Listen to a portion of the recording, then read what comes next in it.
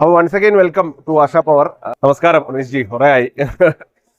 അപ്പോൾ ഇത് സൂര്യ I T pro, ഇതാണ് ഇപ്പോൾ നമ്മൾ ഈ BDA എക്സ്പോനെ നമ്മുടെ മെയിനായിട്ട് ലോഞ്ച് ചെയ്തിരിക്കുന്ന ഒരു പ്രൊഡക്റ്റ്. ഇതിന്റെ പ്രൊഡക്ഷനും അവൈലബിൾ ആണ്.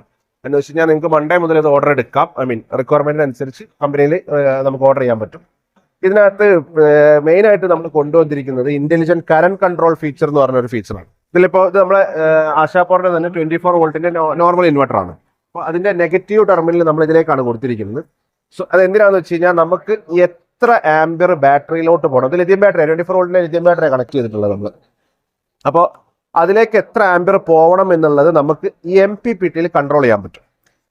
മാത്രമല്ല നമുക്ക് ലിഥിയത്തിന്റെ നമ്പേഴ്സ് ഓഫ് സെൽസ് വെച്ചിട്ട് ഇതിനെ സെറ്റ് ചെയ്യാൻ പറ്റും. ഞാനത് സെറ്റിംഗ്സിലേക്ക് ഒന്ന് പോകാം. നമ്മൾ സാധാരണ ആശാ പവറിന്റെ MPPT പോകുന്ന പോലെ തന്നെ ഓട്ടോ ബൈപ്പാസ് സ്വിച്ച് ഓഫ് ചെയ്ത് എൻ്റർ കീ പ്രസ് ചെയ്ത് പിടിക്കുമ്പോഴേക്കും നമ്മൾ സെറ്റപ്പ് മോഡിലേക്ക് പോയി. സെറ്റപ്പ് മോഡിൽ ചെല്ലുമ്പോൾ ഫസ്റ്റ് ഓപ്ഷൻ നമുക്കൊന്ന് ബാറ്ററി ടൈപ്പ് ആണ്. ലിഥിയം വേണമെങ്കിൽ ലിഥിയം, ഇനി അതല്ല ലെഡാസിൽ വേണമെങ്കിൽ ലെഡാസിൽ. സോ ഇത് നമ്മൾ ലിഥിയമാണ് ഇവിടെ ഉപയോഗിച്ചിരിക്കുന്നത്. 24 വോൾട്ടിന്റെ ആണ്. സോ നമ്മൾ ലിഥിയം ബാറ്ററി 8 സെല്ലാണ് നമ്മൾ അതിൽ ഉപയോഗിച്ചിരിക്കുന്നത്. ഇതിൽ മറ്റൊരു പ്രത്യേകത നമ്മുടെ എല്ലാ MPPT ഉണ്ട്. ഇതിന് സെൽ നമ്പർ നമുക്ക് സെറ്റ് ചെയ്യാൻ പറ്റും. ഇപ്പോൾ നമ്പർ ഓഫ് സെല്ല് 8 ആണ്. ഇപ്പോൾ 24 വോൾട്ട് പൊതുവെ 8 സെല്ലാണ് ഉണ്ടാവുക. നമുക്കത് 8 വെക്കാം. അത് കഴിഞ്ഞ് ഓരോ വോൾട്ടേജുകളും ഫ്ലോട്ട് ആവട്ടെ, പിന്നെ അബ്സോർപ്ഷൻ ആവട്ടെ, ബൾക്ക് ആവട്ടെ, ഇതെല്ലാം നമുക്ക് സെൽ വൈസ് സെറ്റ് ചെയ്യാൻ പറ്റും.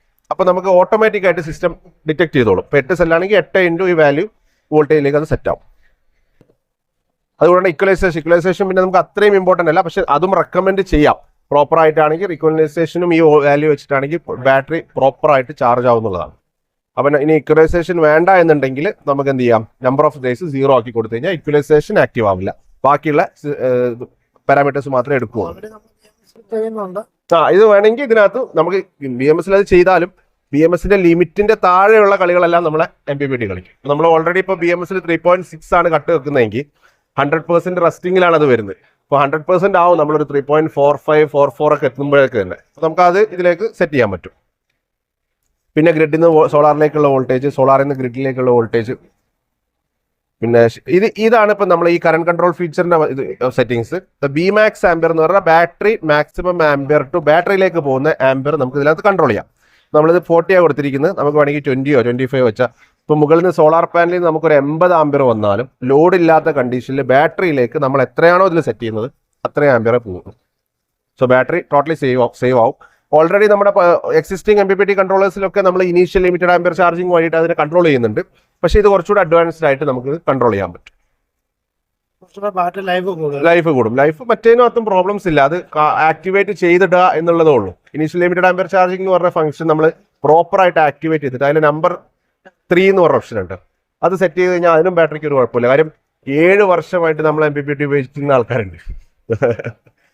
അതെന്നുവെച്ചാൽ ബാറ്ററി മാറാതെ കേട്ടോ. ഒരു ബിനോയ് സാറൊക്കെ ഉണ്ട്, പുള്ളി 7 വർഷമായി. എക്സൈഡിന്റെ 6 LMS ആ ബാറ്ററി. ഇത് ലോഡിന്റെ ഷിഫ്റ്റിംഗ് സാധാരണ നമ്മൾ ഈ വോൾട്ടേജ് വെച്ചിട്ടാണല്ലോ ചെയ്യുന്നത്. ഇതിനകത്ത് നമുക്ക് എന്ത് ചെയ്യാം, യൂണിറ്റ് ബേസ് ചെയ്തിട്ട് ചെയ്യാം. കാര്യം ലിഥിയം ബാറ്ററി ഓപ്പറേറ്റ് ചെയ്യുന്നത് നാരോ വോൾട്ടേജിലാണ് അല്ലെ, 3.4 3.2. അപ്പോൾ അതിനേക്കാളും എത്ര യൂണിറ്റ് ഉത്തേക്ക് കയറി, എത്ര യൂണിറ്റ് കയറി കഴിയുമ്പോൾ ലോഡ് ഓൺ ആവണം എന്നുള്ളത് നമുക്ക് സെറ്റ് ചെയ്യാൻ പറ്റുകയാണെങ്കിൽ കുറച്ചുകൂടെ നല്ലതല്ലേ. അപ്പോൾ അതിനുള്ള ഓപ്ഷനാണ്.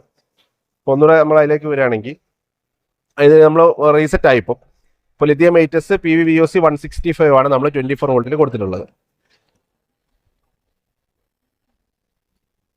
സെറ്റിംഗ്സിലേക്ക് വീണ്ടും കയറി ബാറ്ററി ടൈപ്പ്,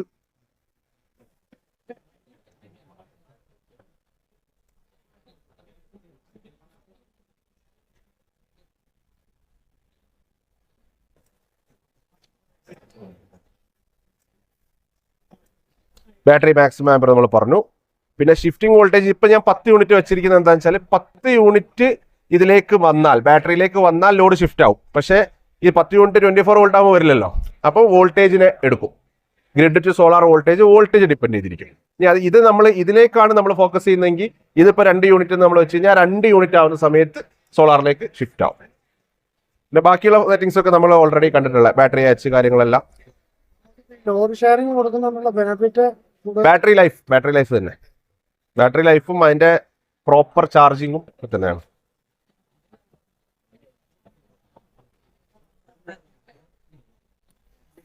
പിന്നെ നമുക്കിപ്പോൾ ഇന്ന് ലോഞ്ച് ചെയ്തിട്ടുള്ള മറ്റൊരു പ്രോഡക്റ്റ് നമ്മുടെ റോവർ 10120 അതായത് 10 kV സോളാർ PCU നമുക്ക് ഇതുവരെ നമ്മുടെ റോവർ 6072 വരെ 72 വോൾട്ടിൽ 6 kV ആയിരുന്നു ഉണ്ടായിരുന്നത്.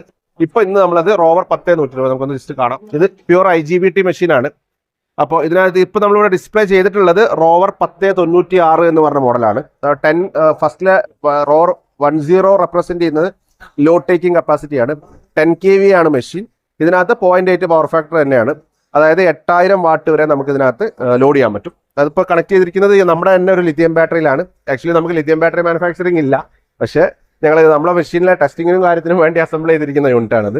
അപ്പോൾ ഇഷ്ടംപോലെ ആളുകൾ ഇപ്പം ഇത് ഉപയോഗിച്ച് തുടങ്ങി. നോർത്ത് ഇന്ത്യയിലൊക്കെ ഇഷ്ടംപോലെ മെഷീൻ ഇപ്പോൾ ഓൾറെഡി പോയി. ഞങ്ങൾ ഓൾറെഡി പല സ്ഥലങ്ങളിൽ ഇത് കൊടുത്ത് സെയിം മെത്തേഡ് നമ്മളിപ്പോൾ എന്താണോ നമ്മൾ MPPT കണ്ടത് അതേ രീതിയിൽ ഇതിനകത്തും സെറ്റ് ചെയ്യാം. പിന്നെ IGBT ആയ കാരണം നല്ല VOC കപ്പാസിറ്റിയാണ്. 500 വോൾട്ട് നമുക്ക് ഇതിനകത്ത് VOC വരുന്നുണ്ട്. 10 പാനൽ നമുക്ക് എന്ത് ചെയ്യാം, സീരീസ് ചെയ്ത് കൊടുക്കാൻ പറ്റും. ഇതിനകത്ത് 450 ആണ്. 120 സമയത്ത് 500 വോൾട്ടാണ് VOC വരുന്നത്. പിന്നെ അത്യാവശ്യം പാനൽ കപ്പാസിറ്റി 10 കിലോവാട്ട് 12 കിലോവാട്ടിന്റെ ഒക്കെ മോഡൽസ്. പിന്നെ ചെറിയ കസ്റ്റമൈസേഷൻ നമുക്ക് ചെയ്യാൻ പറ്റും.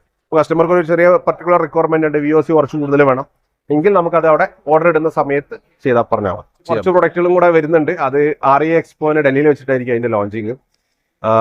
വളരെ സർപ്രൈസിങ് ആയിട്ടുള്ള ഈ സെഗ്മെന്റിലല്ലാത്ത MPPTകൾ തന്നെ, പക്ഷെ ഹെവി ഡ്യൂട്ടി ചില പ്രൊഡക്റ്റുകൾ RE എക്സ്പോന് നമുക്ക് ലോഞ്ച് ചെയ്യണം. അത് വരുന്ന ഒക്ടോബർ 30, 31 തീയതികളിലാണ്, നവംബർ 1 തീയതികളിലാണ്.